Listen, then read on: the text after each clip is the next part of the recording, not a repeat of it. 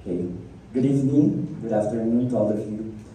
One day in 2012, I went home with my eyes burning in tears and my stomach vacuum. Because during lunchtime of that day, just when I'm about to open the lunch that my mama prepared for school, a beautiful blue, I don't know if it's really beautiful, a beautiful blue dragonfly landed on my lunch, and in unimaginable speed, faster than speed of light, my lunch traveled from the table all the way to the floor. I turned red, I passed out, I shouted, my whole soul just ricocheted into space. Did I survive that day? I'll just leave that for you to figure out. So, I hate dragonflies. So I'm not one of those kids whose big questions are, what would I be when I grow up? Who would I be when I grow up? Are clouds edible like cotton candies? I'm not one of those kids. Because I have a very simple question as a child. Why are there dragonflies? Why are there dragonflies? Just by looking at their hairiness, the crunchy feeling of the wings, their saw-like mandible, and their eyes that look like iPhone 500 Pro Max camera, I just simply pass out. I hate dragonflies. I wish the world to have no dragonflies. Why are there dragonflies? So why can't the world turn without dragonflies? Why are there dragonflies? And what if the world does not have dragonflies? But let's rephrase that into something. What if there's no fear? What if there's no fear? So the next speaker after me would just be fine because there's no fear. She will not be shocked if there's no fear. Would we be better if there's no fear? Well, I guess, because we see fear as something that hinders our taking of opportunities, that stagnates our holistic growth, that makes us want to just stay rather than risk. So I think without fear, hypothetically speaking, we would be way better. But why do we fear?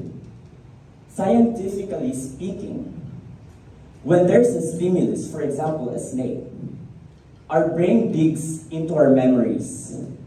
And if a memory is negatively associated with that stimulus, then our amygdala will arise or would wake our fear system up. At this point, there's no fear yet.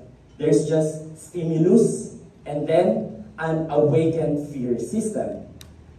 But when does fear start? It's when we think of the consequences. That's where the emotion of fear starts. So regardless, be it scientific or not, we have an inherent fear and a fear system. So why do we fear? We fear because we are humans. Because fear is innate in us. We fear because we are humans and the world is beautiful when there's humanity. Ladies and gentlemen, at this point, I am telling you that we need fear. Just imagine the world. People not being afraid of punishments because there's no fear. Drivers becoming reckless because there's no fear of death. Children being disobedient because there's no fear of their parents.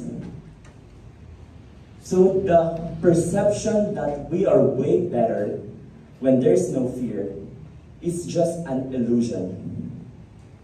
This is what is termed as the tension of opposites by Mitch Albom in his novel Tuesdays with Morrie. Similarly, this is also termed as the inverse adverse effect by David Leviathan in the novel Someday. What am I telling you? We just think that we are way better without fear. But really, the world is worse without fear. It will be chaos. Ladies and gentlemen, I am telling you, we need fear. And it's okay to fear because we are humans. When we don't fear, then we will be less of human and the world would not be as beautiful as it is today without fear, without that humanity in us. It was 2 years after that lunchtime that I was able to hold a dragonfly inside my fist. Not even like that. Inside my fist, it's in here. And I look. People of this pavilion, you can hold your fear. You can hold your dragonflies in your hands. Your dragonflies are in your hands. You have the control. You got the power to hold that fear. And after that event, I was able to release that dragonfly gracefully into the air, one finger at a time. Similar to how you can release and overcome your fears, one finger at a time, one step at a time, little by little. It does not need to be a drastic change, but you can overcome your fears. We don't need fear to be gone. We just have to overcome fear, fear after another fear, one fear after another. Fear should be there, but we have to overcome it one by one. If you have overcome all your fears, then look for another fears, and then find time to overcome because you got the power. At this point, I would like to tell you that the world is beautiful outside for us to be hindered by our fears. To borrow a quote from Rizal in his Sa Aking Mga Kabata, in Spanish it goes like this: Cada nota que el viento murmura, each note that the wind murmurs, cada rayo de luz en el sol, each ray of light from the sun, cada flor en la verde llanura, each flower in the green meadows, es mesmera. There is wonder. There is wonder in the outside world for us to be imprisoned by our fears. We need fear to be human. We surely need fear. So ladies and gentlemen, and for the speakers coming after me, what you're feeling right now is okay.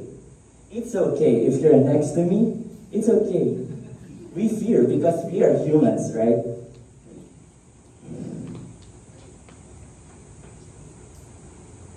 Dear audience, I will wait for that day when you will have the guts to hold your dragonflies and release it in the air, one finger at a time. Thank you very much.